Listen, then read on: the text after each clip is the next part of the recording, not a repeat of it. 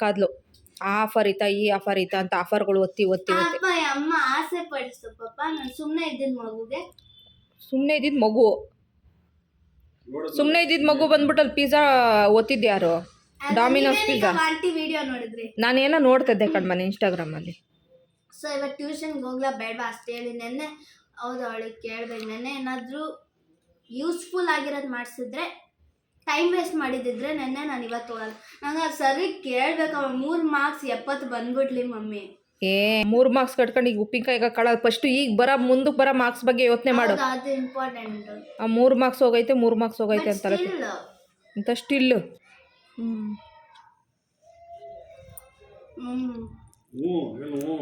ಏನು ಏನು ಗುಟ್ಟು?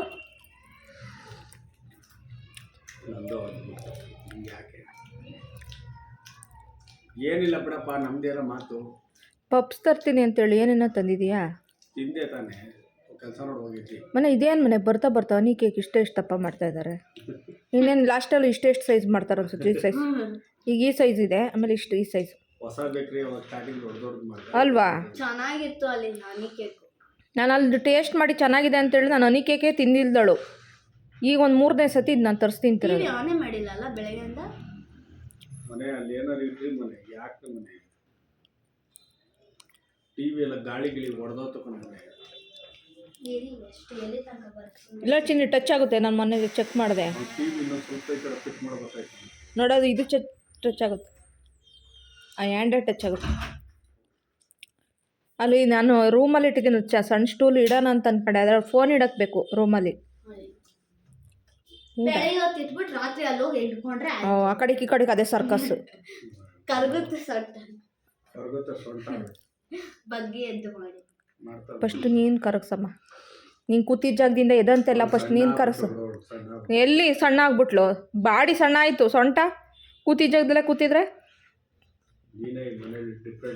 ಒಂಚೂರು ಕಸನೂ ಗುಡ್ಸಲ್ಲ, ಏನೂ ಮಾಡಲ್ಲ, ಒಂದು ಸಣ್ಣ ಕೆಲಸನೂ ಮಾಡಲ್ಲ. ಏನೋ ಮಗು ಓದ್ಲಿ ಹಂಗೆ ಸಣ್ಣ ಆಗಿದ್ದೀನಿ. ನಿನ್ನ ಕಾಲ ಕೆಲಸ ಮಾಡದೆ ಸಣ್ಣ ಆಗಿದೆಯಾ? ಅಯ್ಯೋ, ನಾನು ನೆನ್ನೆಯಿಂದ ಓಡಾಡ್ಕೊಂಡು ಸ್ನ್ಯಾಕ್ಸ್ ಏನೋ ಕೊಡಿಸ್ಬಾರ್ದು ಅಂತ ಇದ್ರೆ ನೀನು ಅವಳು ಏನೋ ಒಂದು ಕೇಳಿದ್ರೆ ನೀನು 20 ಯಾಕೆ ತರ್ತೀಯಾ? ಊಟ ಹಾಕಿಲ್ಲ. ಏಯ್ ಊಟ ಹಾಕಿಲ್ಲ. ಬೆಳಗ್ಗೆಯಿಂದ ಅಂದಿಲ್ಲ, ಮಧ್ಯಾಹ್ನದ ಊಟ ಹಾಕಿಲ್ಲ ಅಂದಿದ್ದು ನಾನು. ಬಾಯಿ ಮುಚ್ಕೋ ಕುತ್ಕೊಳೆ. ಚೆನ್ನಾಗಿದೆ. ಸೊಪ್ಪು ಸಾರು ಬೋರ್ ಅಂತ ತಿನ್ನಕ್ಕೆ. ಸೊಪ್ಪು ಸಾರಿದೆ, ನಂಗೆ ಜ್ಞಾನನೇ ಇಲ್ಲ. ಇಲ್ಲಾಂದ್ರೆ ಅದು ತಿಂದಿದ್ದು ಸೊಪ್ಪು ಸಾರು ಅನ್ನ. ನೋಡು ಹುಡುಗಿಗೆ ಏನಂತ ತಲೆ ಕೆಡಿಸಿಕ್ಕಿದ್ಯಾ? 1 ಗಂಟೆಯಲ್ಲಿ ಸೊಪ್ಪು ಸಾರು ಅನ್ನ ತಿದ್ಲು ಕಣ್ಮನೆ. ಅದೇ ಜ್ಞಾನ ಇಲ್ಲ ನನಗೆ. 1 ಗಂಟೆ ತಿಂದ್ಬಿಟ್ಟು ಊಟ ಹಾಕಿಲ್ಲ ಅಂತ ನೀನು. ಅದು ತಿಂಡಿ ಬ್ರಂಚ್. ಅದು ನನ್ನ ಕಳ್ಳು ಕಿತ್ತು ಕಿರ್ಗಿ. ಅಯ್ಯೋ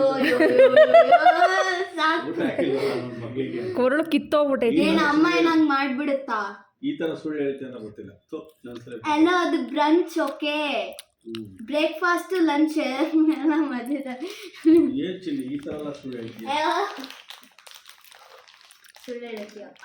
ನನಗೆ ಊಟ ಹಾಕಲ್ಲ ಅಂತ ಗೊತ್ತಿತ್ತು, ಆದ್ರೆ ನಿನಗೂ ಹಾಕಿಲ್ಲ ಅಂದ್ರೆ ಬೇಜಾರು ಆಗ್ತದೆ. ನೀನು ಹೊಟ್ಟೆ ನೋಡ್ಕೊ ಅಷ್ಟು. ಇದು ಹೊಟ್ಟೆ ತಿಂದೊಟ್ಟೆ ಮುಂದಕ್ಕೆ ಇಟ್ಕೊಬಿಟ್ಟು ಇಷ್ಟಪ್ಪ ಮಾತಾಡ್ಬೇಡ.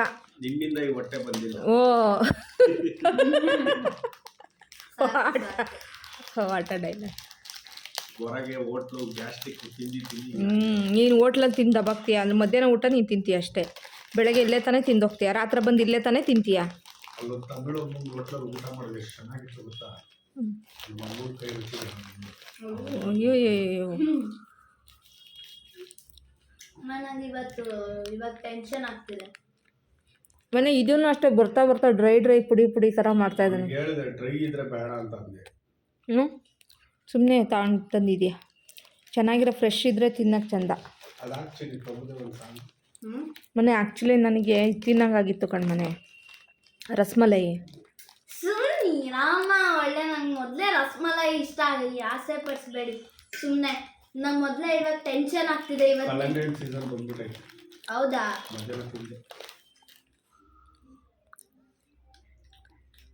ನಾನು ಯಾವುದೋ ಸಾಂಗ್ ನನ್ನ ಫೋನಲ್ಲಿ ಬರ್ತಾನೆ ಇದೆ. ಚೆನ್ನಾಗಿತ್ತು ಕೇಳೋಕ್ಕೆ. ಯಾರ್ದು ಗೊತ್ತಿಲ್ಲ, ಒಂಥರ ಚೆನ್ನಾಗಿದೆ ಸಾಂಗ್ ಕೇಳೋಕ್ಕೆ. ಇಲ್ಲ, ನಂಗೆ ಅದು ಇಷ್ಟ ಆಯ್ತು.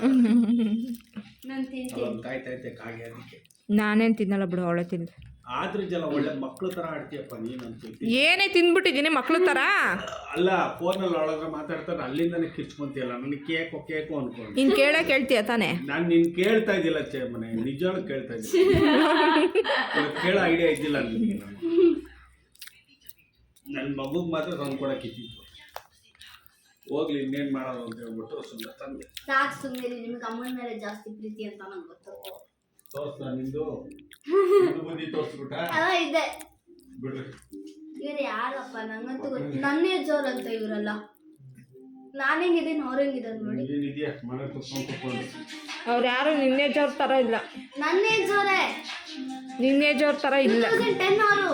ಅದ್ರಲ್ಲೊಬ್ಬ ಇದ್ದಾನೆ. ಐ ಮೀನ್ ಎಲ್ಲರೂ ಅಥವಾ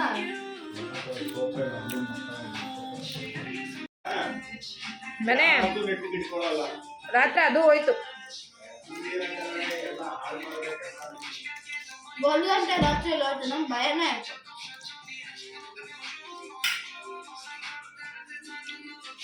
ಹಾಗೆ ಈ ವಿಡಿಯೋದಲ್ಲಿ ನಿಮಗೆ ಪನ್ನೀರು ಹಾಗೆ ಕ್ಯಾಪ್ಸಿಕಮ್ ಫ್ರೈ ಮಾಡೋದನ್ನು ತೋರಿಸ್ತೀನಿ. ತುಂಬ ಚೆನ್ನಾಗಿರುತ್ತೆ ಟೇಸ್ಟಿಯಾಗಿ.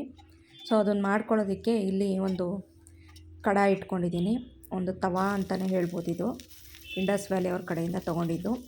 ಅದಿಟ್ಕೊಂಡು 2 ಟೇಬಲ್ ಸ್ಪೂನ್ ಎಣ್ಣೆ, ಸ್ವಲ್ಪ ಶುಂಠಿ, ಒಂದು ಅರ್ಧ ಇಂಚು ಸಣ್ಣ ಕಟ್ ಮಾಡ್ಕೊಂಡಿರೋ ಶುಂಠಿ, ಒಂದು 5-6 ಇಲ್ಕು ಬೆಳ್ಳುಳ್ಳಿ, ಹಾಗೆ ಒಂದು ಚಿಕ್ಕ ಈರುಳ್ಳಿನ ಫ್ರೈ ಮಾಡ್ಕೊತಾ ಇದ್ದೀನಿ.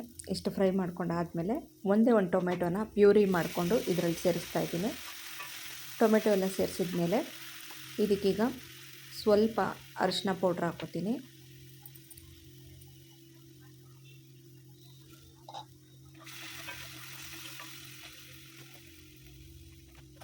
ಹಾಗೆ ಖಾರಕ್ಕೆ ನೋಡಿಕೊಂಡು ಸ್ವಲ್ಪ ಚಿಲ್ಲಿ ಪೌಡರ್ ಹಾಕ್ಕೊತೀನಿ.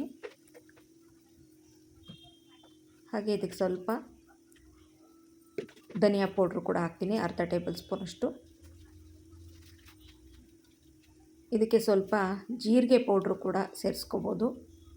ನಾನೀಗ ಜೀರಿಗೆ ಪೌಡ್ರು ಕೂಡ ಹಾಕಿದ್ದೀನಿ. ಇಷ್ಟನ್ನು ಹಾಕಿ ಆದಮೇಲೆ ಸ್ವಲ್ಪ ಗರಂ ಮಸಾಲ ಹಾಕಿದ್ದೀನಿ.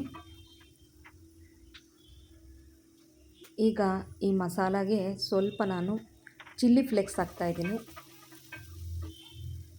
ಈರುಳ್ಳಿ ಮತ್ತು ಕ್ಯಾಪ್ಸಿಕಮ್ ಎರಡನ್ನು ಕೂಡ ಹಾಕ್ತಾಯಿದ್ದೀನಿ. ಎರಡನ್ನು ಹಾಕಿ ಚೆನ್ನಾಗಿ ಈಗ ಫ್ರೈ ಮಾಡ್ತಾಯಿದ್ದೀನಿ. ಕ್ಯಾಪ್ಸಿಕಮ್ ಈರುಳ್ಳಿನ ಈ ರೀತಿ ತೆಳುವಾಗಿ ಕಟ್ ಮಾಡ್ಕೋಬೇಕು. ಈರುಳ್ಳಿನೂ ಅಷ್ಟೇ ಒಂದೊಂದೇ ಲೇಯರ್ ಥರ ಕಟ್ ಮಾಡ್ಕೋಬೇಕು ಚೌಕಾಕಾರವಾಗಿ. ಹಾಗೆ ಅದೆಲ್ಲ ಸ್ವಲ್ಪ ಫ್ರೈ ಆದಮೇಲೆ ಪನ್ನೀರ್ ಕೂಡ ಸೇರಿಸ್ತಾ ಇದ್ದೀನಿ. ಸ್ವಲ್ಪ ರುಚಿಗೆ ಉಪ್ಪನ್ನು ಹಾಕಿ ಚೆನ್ನಾಗೀಗ ಮಿಕ್ಸ್ ಮಾಡ್ತಾಯಿದ್ದೀನಿ, ಅಂದರೆ ಫ್ರೈ ಮಾಡ್ತಾಯಿದ್ದೀನಿ.